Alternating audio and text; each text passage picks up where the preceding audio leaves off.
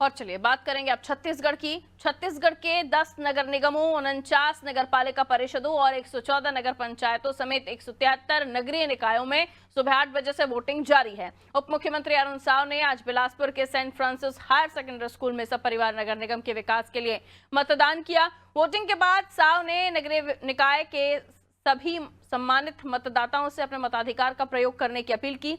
वहीं उप मुख्यमंत्री विजय शर्मा ने भी कवर्धा शहर में वार्ड नंबर 23 स्थित बाल मंदिर बूथ क्रमांक 43 में मतदाताओं के साथ लाइन में लगकर अपने मताधिकार का प्रयोग किया। रायपुर सांसद बृजमोहन अग्रवाल ने पत्नी के साथ मतदान केंद्र मोधापारा के दुर्गा कॉलेज में मतदान किया। रायपुर भाजपा मेयर प्रत्याशी मीनल चौबे ने चंगोरा भाटा स्थित मतदान केंद्र में वोट डाला है। वहीं कांग्रेस प्रत्याशी दीप्ति दुबे ने भी मतदान किया। 173 नगरीय निकायों में आज मतदान हो रहा है।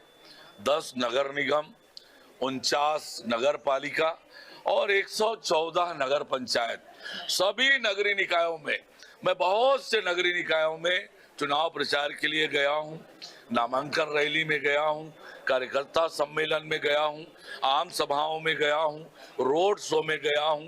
जो उत्साह मैंने देखा है जनता के बीच, एक साल में 13 महीने में हमने नगरीय निकायों के लिए जो काम किया वो जनता को स्पष्ट रूप से प्रभावित करने वाला रहा है।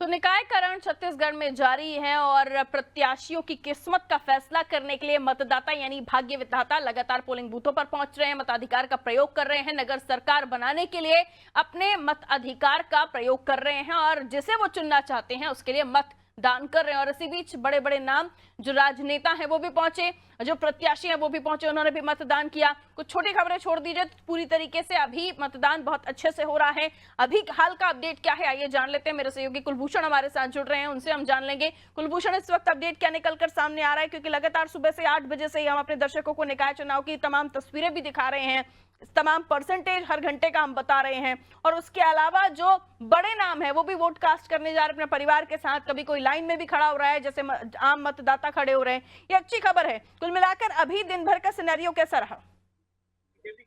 देखिए, सुबह से ही 8 बजे से लगभग जो है वो मतदान जारी था और अगर आपकी बात बताएं तो अभी जो है लगातार अभी मतदान जारी है। यहाँ पर आप देख सकते हैं कि जो भीड़ है, सभी बड़े नेता जितने भी थे उन्होंने सभी अपने तौर पर यहाँ पर मतदान किया। आज अभी भी यहाँ पर पूर्व महापौर जो आजाद ढेबर हैं वो भी यहाँ पर पहुंचे हुए हैं। हमारे पीछे आप देख सकते हैं कि एक लंबी कतार है जो अभी भी लोगों की लगी हुई है। सुबह हालांकि जो मतदान की जो आंकड़े हैं वो काफी निराशाजनक रहे थे, क्योंकि केवल 12 बजे तक भी अगर आप देखें तो 20 से 25% तक ही मतदान जो है वो हुआ था। लेकिन अब जो है जो मतदान के आंकड़े हैं उसमें थोड़ी बढ़ोतरी हुई है, वो थोड़े बढ़े हैं।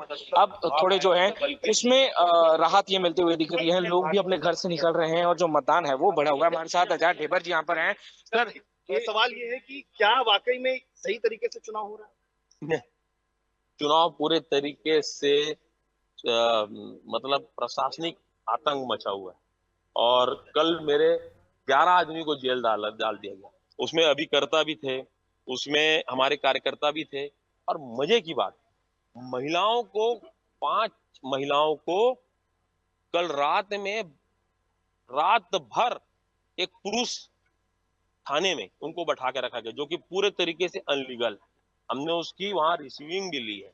मुझे लगता है कि ये प्रशासनिक आतंक आज तक कभी देखने को नहीं मिला है और हो सकता है, मुझे समझ में नहीं आ रहा है, मैं चुनाव भारतीय जनता पार्टी से लड़ रहा हूँ, मैं चुनाव अमर गिदवानी जी से लड़ रहा हूँ या मैं चुनाव प्रशासन से लड़ रहा हूँ, मैं चुनाव आखिर लड़ किससे रहा?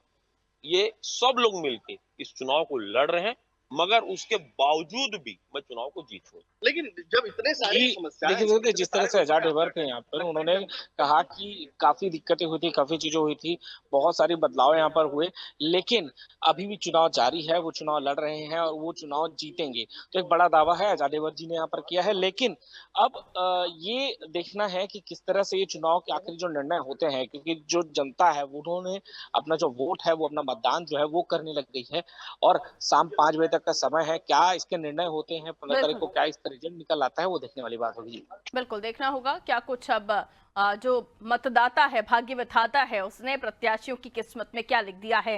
ये हालांकि आने वाले समय पर जब नतीजे आएंगे तब पता चलेगा। फिलहाल मतदाता पहुंच रहे हैं, आरोप प्रत्यारोपों का दौर इस बीच भी जारी है। अब देखना होगा किसकी जय किसकी मात।